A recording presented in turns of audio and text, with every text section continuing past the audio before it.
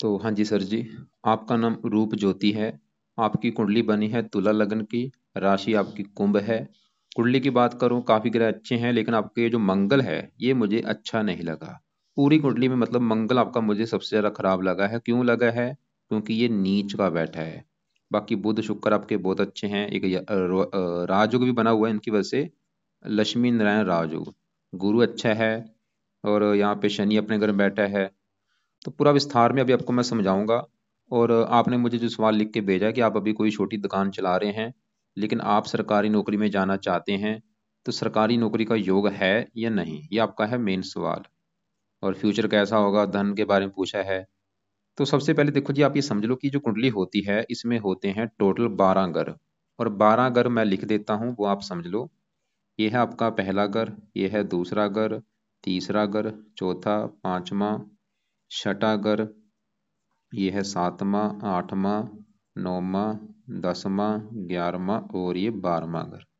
अब ये जो मैंने 12 घर लिखे हैं, इन घरों से आपके जीवन के बारे में कुछ ना कुछ पता किया जाएगा। जैसे कि पहले घर से देखा जाएगा कि आपका शरीर कैसा होगा, हेल्थ कैसी होगी, स्वभाव कैसा, रंग रूप कैसा, आपकी पर्सनैलिटी कैसी होगी, सर कैसा होगा, हम पहले घर से देखेंगे। दूसरे घर से आपका धन जोड़ना देखेंगे। तीसरा घर छोटे भाई बहनों का है। चौथा घर आपकी माता, मकान, वाहन का है। पांचवा घर आपके बच्चों का। छठा घर शत्रु, रोग, कर्जा। सातवां घर आपकी है पत्नी का घर। आठवें घर से आपकी उम्र देखेंगे। नौवें घर से भाग्य आपका। 10वां घर आपके कारोबार, काम काज का है। 11वां घर है लाभ, आमदनी, बड़े भाई बहन। और 12वें घर से आपके भाई खर्चे देखे जाएंगे। तो आपने देखो जी, मेरी दो बातें नोट कर लेनी है। पहली बात, जो मैंने 12 घर लिख के रखे हैं इनको याद कर लो। और दूसरी बात, इन 12 घरों से जो कुछ देखा जाएगा वो याद कर लो। और अब आप ये देखो कि आपने क्या देखना है, वो घर देखो। जैसे कि अगर आपका सवाल है आपके छोटे भाई बहनों को लेके, तो कुंडली में तीसरा घर छोटे भाई बहनों का होता है।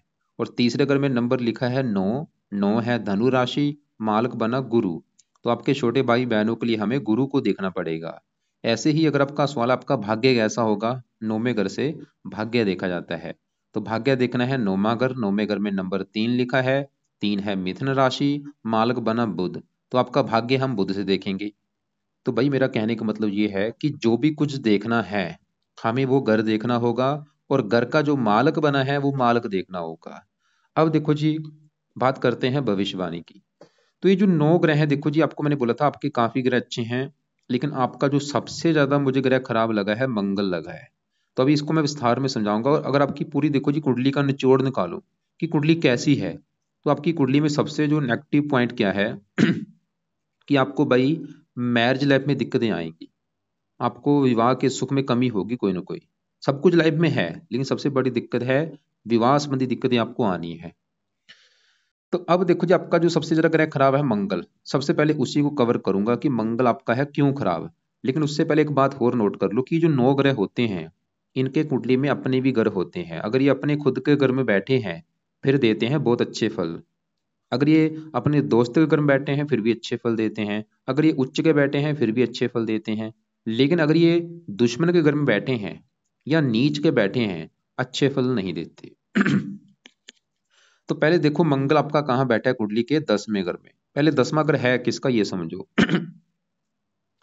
10वां घर है आपके काम काज का घर। जो भी आप मतलब काम काज करेंगे, चाहे वो नौकरी है, बिजनेस है, जो भी 10वें घर से देखा जाएगा। 10वां घर आपके पिता का भी है। आपका पिता कैसा होगा। 10वां घर सरकार का भी होता है कि सरकार से कोई फायदा होगा या नहीं, या सरकारी नौकरी मिलेगी या नहीं।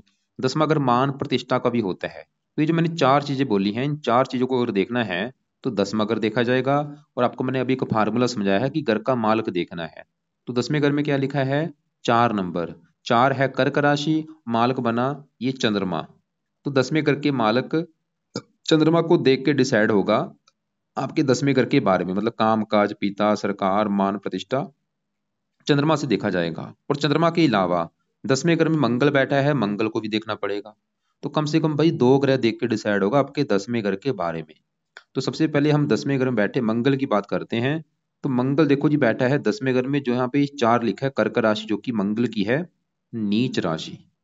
तो मतलब आपका जो मंगल है खराब क्यों है, क्योंकि वो कुंडली में नीच का बैठा है। अभी आपको मैंने बोला था नीच का जो ग्रह होता है सबसे ज्यादा खराब फल देता है। आपको मैं एक एग्जांपल समझाता हूँ। जैसे कि देखो जी, मेरा घर है, मेरे घर में मेरा कोई दुश्मन आ जाए, अब मेरा दुश्मन मेरे घर में क्या करेगा, आके घर का नुकसान कर देगा। वो मेरा सामान तोड़ देगा, फर्नीचर तोड़ देगा, टीवी तोड़ देगा, बेड तोड़ देगा। वो काम यहाँ पे मंगल करेगा। ये 10वें घर में नीच का बैठा है, तो 10वें घर का कर देगा सत्यानाश। और 10वां घर है काम काज, तो मंगल जो आपको बुरे फल देगा। काम काज का घर है 10वां, आपके काम काज में दिक्कतें पैदा करेगा ये मंगल। जो भी आप नौकरी कारोबार करेंगे दिक्कतें लगी रहेंगी, जहाँ तो काम काज चलेगा नहीं, या काम काज आपका बंद होता रहेगा, या काम काज में तरक्की नहीं होगी, उन्नति नहीं होगी। 10वां अगर पिता का है, पिता संबंधी कोई दिक्कतें पैदा करेगा, या तो पिता से बनेगी नहीं, या पिता का बीमार होना। 10वां अगर सरकार का है, सरकारी कामों में दिक्कतें पैदा कर देगा। 10वां अगर मान प्रतिष्ठा का मान हानि कर देगा, क्योंकि मंगल यहाँ पे बैठ के इस घर की हानि कर रहा है। अब देखो जी, मंगल इस कुंडली के 2 घरों का है मालक, बैठा इस घर में आके है चंद्रमा के घर में, लेकिन मंगल के अपने भी घर है। कौन सा घर है मंगल का घर? एक तो मंगल इस कुंडली के इस 7वें घर का है मालक। 7वां घर जो की है आपकी है पत्नी का घर। अगर हमने आपकी पत्नी का सुख देखना है, ये 7वां घर देखना पड़ेगा। और 7वें घर में नंबर लिखा है 1, एक है मेष राशि, मालक बना मंगल। तो पत्नी के लिए देखना पड़ेगा मंगल को, और वो आपका बैठा है नीच का, जिसकी वजह से मंगल आपको पत्नी को भी लिख के दिक्कतें पैदा करेगा। आपको पत्नी संबंधी भी दिक्कतें आएंगी इस मंगल की वजह से। और वो दिक्कतें क्या आएंगी ये मुझे कन्फर्म नहीं, जहाँ तो आपकी पत्नी से आपकी बनेगी नहीं, या पत्नी बीमार होगी, या पत्नी से आपका तलाक भी हो सकता है, या पत्नी से लड़ाई झगड़े होते रहेंगे। मंगल ये दिखा रहा है। और मंगल एक और घर का मालक है, ये दूसरा घर। और दूसरा घर है आपके धन जोड़ने का घर। अगर आपने ये देखना है कि आप कितना धन जोड़ेंगे, कितना बैंक बैलेंस होगा, दूसरा घर देखेंगे। और दूसरे घर में क्या लिखा है 8, 8 है वृश्चिक राशि, मालक बना मंगल। तो आपके धन जोड़ने के लिए हमें मंगल को देखना पड़ेगा। और देखो, धन का मालक ही आपका भाई नीच का बैठा है, क्या होगा? मंगल आपको धन जुड़ने नहीं देगा, आपका धन खर्च होता रहेगा, धन की हानि होगी।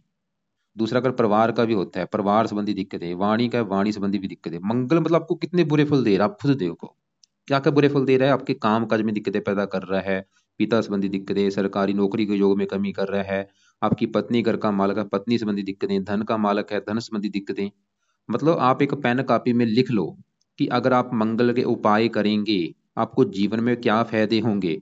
नीचे आंसर में लिख लो, मंगल के उपाय करने से सबसे बड़ा फायदा, आपके काम काज की दिक्कतें दूर हो जाएंगी, काम काज चलना शुरू हो जाएगा, काम काज में तरक्की होगी, पिता के लिए अच्छा है, सरकारी कामों के लिए अच्छा है, आपकी पत्नी का सुख अच्छा रहेगा, पत्नी से लड़ाई झगड़े नहीं होंगे, पत्नी से तलाक नहीं होगा।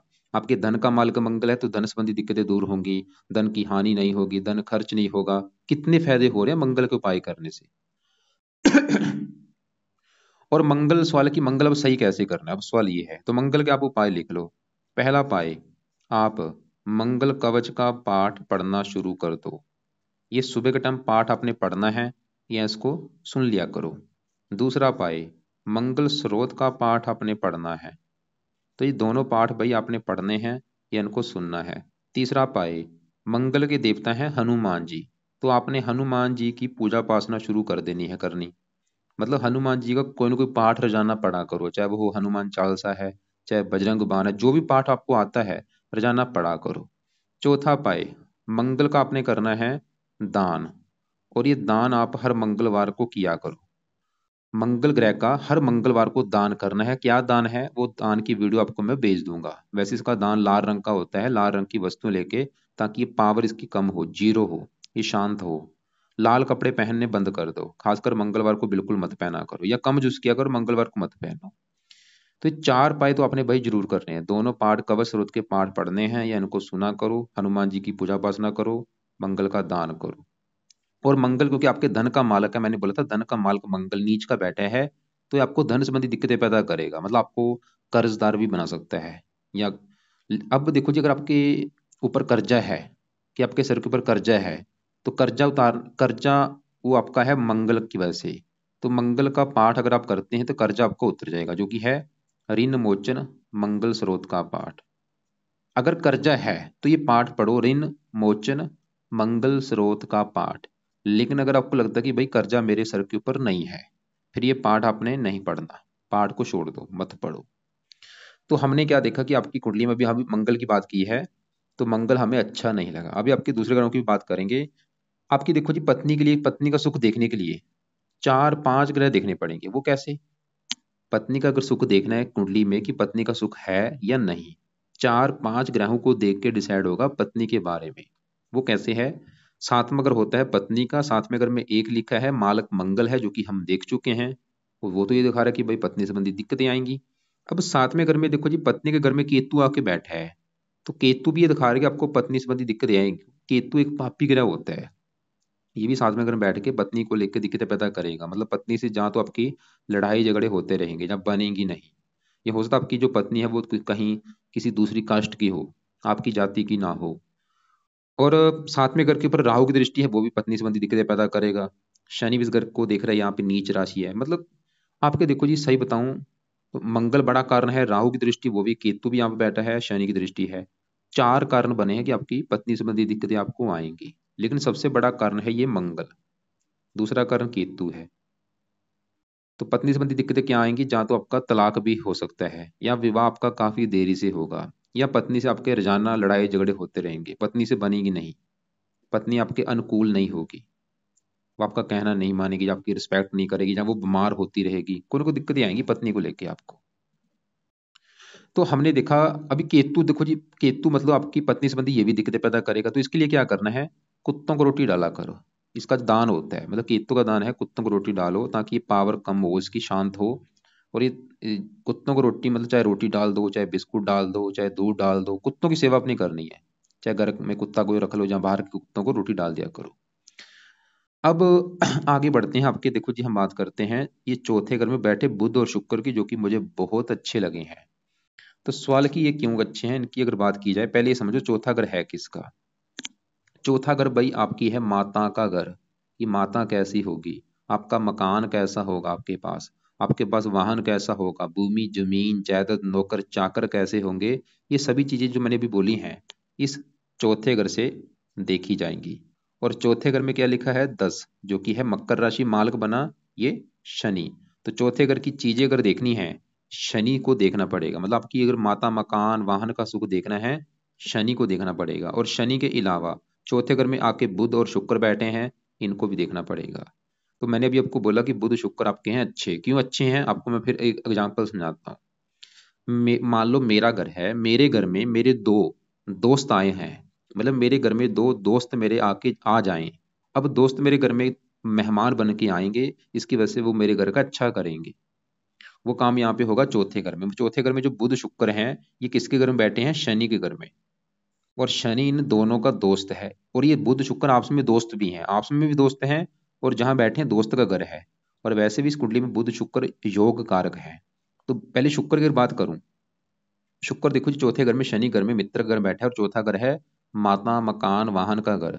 तो शुक्र तो ये दिखा रहा है कि आपको भाई लाइफ में अच्छा घर, अच्छी गाड़ी, भूमि जमीन जायदाद, सभी सुख मिलेंगे, किसी चीज की कमी नहीं रहेगी आपके पास, मतलब मकान वन का सुख अच्छा है। और शुक्र इस कुंडली के जिन घरों का मालक है, शुक्र का घर है ये आठवां घर, जहाँ पे दो लिखा है, वृष राशि मालक शुक्र। आठवां घर आयु का, आपकी उम्र काफी लंबी कर देगा, आपको विरासत के रूप में संपत्ति मिलेगी। और शुक्र इस पहले घर का मालक है, जहाँ पे साध लिखा है। पहला घर आपका शरीर सेहत स्वभाव रंग रूप पर्सनैलिटी, ये आपकी पर्सनैलिटी अच्छी कर देगा, हेल्थ अच्छी कर देगा, स्वभाव अच्छा रंग रूप अच्छा। शुक्र बहुत बड़े लेवल पर अच्छा है, लग्नेश भी है। और साथ में अब बुध की बात करूं, बुध है इस घर का मालक नौवें घर का, जहां से देखा जाएगा आपका भाग्य है। अगर आपका भाग्य देखना है, नौवां घर, नौवें घर में तीन लिखा है, मालक है बुध।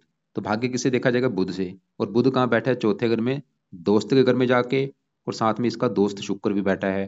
तो बुध मतलब भाग्य, चौथे घर में बुध मतलब ये दिखा रहा है कि आपको भाग्यवंशी माता मकान वाहन का सुख मिलेगा, बुध ही दिखा रहा है। और माता भी आपके भाग्य युद्ध में आपकी काफी सपोर्ट करेगी, आपकी अगर आप आगे बढ़ेंगे उसमें माता का भी काफी हाथ होगा। तो बुध शुक्र आपके भाई चौथे घर का अच्छा करेंगे, मकान वन का सुख बहुत अच्छा मिलेगा आपको। अब चौथे घर में 10 लिखा मालक शनि है, हमें शनि को भी देखना पड़ेगा। और शनि कहाँ बैठा है? पांचवें घर में। और ये जो पांचवा घर है, ये देखो जी आपकी है संतान का घर, पढ़ाई का घर, बुद्धि, ये सभी चीजें इस पांचवें घर से देखेंगे। और आपको मैंने फार्मूला समझाया था, घर का मालक देखना है हमने। अगर आपकी संतान देखनी है, पढ़ाई देखनी है, पांचवा घर। और पांचवें घर में 11 लिखा है, 11 है कुंभ राशि, मालक इसका होता है शनि। और शनि कहाँ बैठा है? इसी घर में बैठा है। शनि मतलब आपका भाई बहुत ही अच्छा है, क्योंकि शनि पांचवें घर में जहां बैठा है वो उसी का घर का मालक है। और शनि का एक और घर है, चौथा घर। मतलब शनि के इस कुंडली में दो घर हैं। चौथे घर का मालक है जो कि मैंने अभी बोला था, माता, मकान, वाहन, और पांचवा घर भी शनि का है। तो शनि अपने घर में बैठा है, शस्य योग बना है, मतलब शनि आपको देगा अच्छे फल। क्या अच्छे फल देगा? अपने पांचवें घर में बैठा शनि तो ये दिखा रहा है कि आपको संतान का सुख मिलेगा, अच्छा आपको पढ़ा लिखा बना देगा, बुद्धिमान बना देगा। और शनि चौथे घर का मालक का, मकान वाहन का भी सुख अच्छा देगा आपको, आपके पास अच्छा घर, मकान, वाहन, ये भी सुख आपको शनि देगा। लेकिन शनि का बुरा फल ये देगा कि इसकी तीसरी दृष्टि पड़ेगी सातवें घर के ऊपर, जहाँ पे है नीच राशि, जो एक लिखा है मेष राशि, ये शनि की नीच राशि है। तो शनि पत्नी के लिए अच्छा नहीं है, ये पत्नी संबंधी दिक्कतें पैदा करेगा शनि आपको, विवाह में देरी होना या पत्नी से मनमुटाव। अब देखो जी, शनि है तो अच्छा, लेकिन यहाँ पे एक दोष बना है। वो क्या बना है? शनि यहाँ पे सूर्य के साथ बैठा है, इसे कुछ मात्रा में आंशिक पित्तर दोष कहते हैं। और शनि के साथ इसी घर में चंद्रमा बैठा है, इसे हम अ, विष दोष भी कहते हैं। चंद्रमा शनि नीचे के साथ बैठते हैं, विष दोष बनता है। और चंद्रमा शनि यहाँ पे बैठे हैं, ये अमावस्या दोष भी बनता है। मतलब यहाँ पे कई दोष बने हैं। चंद्रमा सूर्य बैठे, अमावस्या दोष बना। चंद्रमा शनि बैठा, विष दोष बना। सूर्य शनि बैठा तो आंशिक पित्तर दोष बना। तो थोड़ा सा ये जो दोष है, ये संतान के घर के ऊपर आ रहा है, मतलब आपकी संतान संबंधी चिंता पैदा कोई हो सकती है, क्योंकि दोष कहाँ बना है? संतान के घर के ऊपर। तो संतान के मामले में कोई दिक्कत या परेशानी आपको आ सकती है, कोई ना कोई, संतान का बीमार होना या मनमुटाव होना संतान से। यहाँ पे देखो जी, शनि अगर अकेला होता इसके साथ, मतलब यहाँ पे चंद्रमा सूर्य ना होते, तो शनि आपका बहुत अच्छा था, क्योंकि वो अपने घर में बैठा है। लेकिन गड़बड़ कहाँ पे हुई है कि शनि के साथ सूर्य आके बैठा है, और इस सूर्य शनि को अपना दुश्मन मानता है। और सूर्य बैठा भी यहाँ पे शनि के घर में है, दुश्मन के घर में। और चंद्रमा भी यहाँ पे शनि के घर में बैठा है, शनि को दुश्मन मानता है। तो यहाँ पे फिर भी आपको इन तीनों के उपाय करने पड़े। अब क्या क्या उपाय हैं, उपाय लिख लो आप। तो यहाँ पे शनि के लिए क्या करना है, देखो जी आप, क्योंकि शनि के उपाय करने से वाले के फायदे क्या होंगे? फायदा देखो जी, सबसे बड़ा फायदा तो ये होगा कि आपके ऊपर चल रही है आज के समय में शनि की साढ़सती। ये साढ़सती जब भी किसी के ऊपर आती है, बंदे की लाइफ में दिक्कतें आती हैं, परेशानियां आती हैं, रुकावटें आती हैं, कब से चली हुई है? पिछले 3.5 साल से। मतलब अगर आप शनि के उपाय करेंगे, इस साढ़सती का बुरा फल आपको नहीं मिलेगा, जो कि पिछले 3.5 साल से चली है, अभी भी 4 साल की पड़ी है। दूसरा फायदा, शनि जो आपके पांचवें घर में बैठा है, सूर्य के साथ जो दोष बना है, पित्तर दोष, आंशिक पित्तर दोष, वो खत्म होगा। और चंद्रमा के साथ जो दोष बना है, विष दोष, वो खत्म होगा। और भी कई फायदे हैं, जैसे मैंने बोला था, पत्नी संबंधी भी जो दिक्कतें हैं वो भी दूर होंगी। तो शनि के पाए बहुत जरूरी। क्या पाए हैं? पहला पाए, रात के समय शनि चालीसा का पाठ पढ़ा करो, ये इस पाठ को ऑडियो लगा के सुन लिया करो। दूसरा पाए, शनि मंदिर में जाना शुरू करो। हर शनिवार को शनि मंदिर में माथा टेक के आया करो, और वहां पे जाके प्रार्थना करना कि हे शनि देवता जी, आपके मैं मंदिर इसलिए आया हूँ क्योंकि आपकी जो मेरी साढ़े चली हुई है मेरे ऊपर, वो मेरी अच्छी जाए, मेरी लाइफ में जो दिक्कतें आ रही वो दूर हों, मैं आगे बढ़ना चाहता हूँ, धन कमाना चाहता हूँ। अपनी रिक्वेस्ट बोलो, प्रार्थना करो जाके वहां पे। तो ये पाए आपने करने हैं, शनि चालसा, शनि मंदिर में जाना है। अब देखो जी, इसी घर में सूर्य बैठा है, और सूर्य की आपकी दशा भी चली हुई है। देखो जी, आपके ये जो 9 ग्रह होते हैं, इन ये ज्यादा एक्टिवेट होते हैं दशा आने पर। जैसे आपको मैंने बोला था, सबसे ज्यादा आपका ग्रह खराब है मंगल। मंगल आपको बुरे फल ज्यादा कब देगा? जब इसकी चलेगी दशा। और इसकी दशा आपको मैं दिखा देता हूँ, देखो जी, ये आपकी है डिटेल, और ये आपकी आई है दशा का चार्ट। दशा इसकी बड़ी वैसे निकल चुकी है, लेकिन छोटी दशा भी आएगी आगे जाके। 7वां महीना 26 को चलेगी, और छठा महीना 27 में खत्म होगी। ये जो 1 साल की दशा होगी आपकी मंगल की, ये आपका थोड़ा सा बुरा समय होगा, काम काज के मामले में, पिता के मामले में, पत्नी के मामले में, धन के मामले में। ये जो मंगल की दशा होगी, मतलब ये ग्रह ज्यादा एक्टिवेट होते हैं दशा आने पर। सवाल है कि अभी दशा किसकी है? तो दशा होती है दो प्रकार की, एक होती है महादशा, एक अंतरदशा। महादशा बड़ी होती है, जो कि आपके ऊपर चली हुई है आज के समय में, गुरु ग्रह की, जो कि चली है 13 से चली है, और ये 29 में खत्म होगी। और एक छोटी दशा होती है, वो चली है, जिसे कहते हैं अंतरदशा, वो चली है सूर्य की। 5वां महीना 24 को चली है, अभी 1-2 महीना हुआ है। ये अगले साल तीसरा महीना 25 में खत्म होगी। मतलब आपके जीवन के ऊपर जो बड़ा असर है वो तो गुरु का है, जिसका असर है 80%। कुछ असर आपके ऊपर आज के समय में सूर्य का है। तो गुरु की भी बात करेंगे, जिसका आपके जीवन के ऊपर बड़ा असर है कि वो कैसा है। लेकिन अगर सूर्य की बात की जाए, तो सूर्य देखो जी, इसी घर में बैठा है, तीसरे घर में। सूर्य तीसरे घर में यहाँ पे बैठा है शनि के घर में, जो कि शनि का शत्रु है। और साथ में शनि बैठा भी, जिसमें मैंने बोला आंशिक पित्तर दोष बना है। चंद्रमा बैठा है, अमावस्या दोष बना है, मतलब सूर्य भी आपको ज्यादा अच्छे फल नहीं देगा। अमावस्या दोष बना है, पित्तर दोष बना है। सूर्य इस कुंडली के इस घर का मालक है, 11वें घर का है, जहां से देखा जाता है लाभ, आमदनी। इच्छा पूर्ति, बड़े भाई बहन। लाभ का माल की सूर्य पीड़ता है तो सूर्य की वजह से क्या होगा, आपकी आमदनी ज़्यादा नहीं होगी, आमदन कम होगी, खर्चे ज़्यादा होंगे, कामों में लाभ नहीं मिलेगा, प्रॉफिट नहीं होगा, संतान संबंधी भी चिंता पैदा करेगा। तो सूर्य के उपाय भी जरूरी हैं, क्योंकि यहाँ पे उपाय ज़्यादा हो जाएंगे। मैं आपको मेन मेन जो उपाय है वो आपको अभी बाद में बताता हूँ क्या जरूरी उपाय आपके लिए। और साथ में जो चंद्रमा बैठा है, चंद्रमा देखो जी, एक तो बैठा है यहाँ पे शनि घर में, और साथ में मैंने बोला था जैसे ये अमावस्या दोष भी है, विष दोष भी है, ये मतलब तीनों ग्रह जो बैठे हैं ये कुछ दोष बने हुए हैं यहाँ पे। विष दोष बना है, अमावस्या दोष बना है, पित्तर दोष बना है, मतलब तीनों के उपाय जरूरी हैं। तो चंद्रमा इस कुंडली किस घर का मालक है, 10वें घर का। जैसे मैंने बोला 10वां घर जो है काम काज का घर होता है। और आपका सवाल भी भाई काम काज को लेके है। काम काज सबसे मेन जरूरी वैसे भी सबके लिए होता है। तो काम काज 10वां घर, 10वें घर में 4 लिखा है, मालक है चंद्रमा। वैसे भी 10वें घर से 8वें घर में बैठा है, शनि घर में बैठा है, अस्त बैठा है। कई कारणों से चंद्रमा का भी सही होना जरूरी है। और चंद्रमा की वजह से आपके मतलब काम काज में दिक्कतें आएंगी। वैसे ही 10वां घर काम काज, 5वां घर पढ़ाई का, चंद्रमा तो ये दिखा रहा है कि आप जो पढ़ाई करेंगे उससे जुड़ा आपका काम काज भी होगा। तो चंद्रमा के अगर आप उपाय करेंगे, आपका जो काम काज है वो अच्छा हो जाएगा। तो सवाल है कि चंद्रमा के क्या आपको उपाय करने चाहिए। तो वो है, आप चंद्रमा के जो देवता हैं वो है शिव जी। तो आप शिव जी की पूजा उपासना शुरू करो, मतलब शिव जी का जो मंत्र है ओम नमः शिवाय, ये जाप जरूर किया करो। और शिव जी के मंत्र जाना शुरू करो।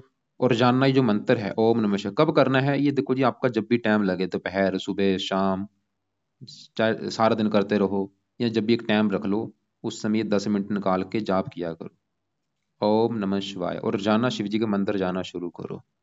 फायदा क्या होगा, चंद्रमा अच्छा होगा, दोष खत्म होंगे, अमावस्या दोष खत्म होगा, पित्तर दोष खत्म होगा, विष दोष बना वो खत्म होगा, संतान संबंधी चिंता जरूर आएगी आपको कोई ना कोई। और अब देखो जी आगे बढ़ते हैं। आपके जिसकी बड़ी दशा है गुरु की, सवाल है कि गुरु आपका कैसा है। देखो जी, गुरु आपका 100 में से 70% तक आपको अच्छे फल देगा। गुरु आपका अच्छा, जिसकी बड़ी दशा चली हुई है। गुरु कहाँ बैठा है कुंडली के, यहाँ पे दूसरे घर में। दूसरा घर मैंने बोला था आपके धन जोड़ने का है। दूसरे घर में 8 लिखा है, मालक मंगल, जो कि हम देख चुके थे। वो तो ये दिखा रहा था कि आपकी धन को लेकर दिक्कतें आएंगी भाई। लेकिन दूसरे घर में बैठे गुरु को भी देखना पड़ेगा आपके धन के लिए। तो गुरु दूसरे घर में यहाँ पे जो मंगल घर में बैठा है, ये मंगल को मित्र मानता है। जैसे मैंने आपको पहले बोला था, ये ग्रह अगर मित्र घर में बैठे हैं, अच्छे फल देते हैं। या ऐसे चंद्रमा सूर्य ये दुश्मन के घर में बैठे हैं, इसकी वजह से थोड़े से खराब है। तो गुरु तो बैठा है दूसरे घर में, मंगल घर में, अपने मित्र घर में। गुरु तो ये दिखा रहा है कि आपको भाई धन के लिए अच्छा है गुरु। मतलब गुरु धनी बनाएगा, कैसे धनी बनाएगा, गुरु इस कुंडली के इस घर का मालक है, तीसरे घर का, मतलब बैठा दूसरे घर में, दोस्त के घर में आके है, लेकिन गुरु का जो अपना घर है वो है ये तीसरा घर। तीसरे घर में 9 लिखा है, 9 है धनु राशि, मालक है गुरु। तीसरा घर होता है मेहनत का, मेहनत धन। गुरु तो ये दिखा रहा है कि आप खुद की मेहनत के बल पर धन कमाएंगे, खुद के पराक्रम के बल पर, साहस के बल पर लाइफ में धन कमाएंगे। और धन भी कैसे कमाएंगे, गुरु के जुड़े कामों से भी आप धन कमा सकते हैं। गुरु के जो काम होते हैं, ऐसे मैंने लोग देखे हैं, ज्योतिषी होते हैं, या धार्मिक उपदेशक जो होते हैं वो होते हैं, या पढ़ाने का कोई काम हो गया।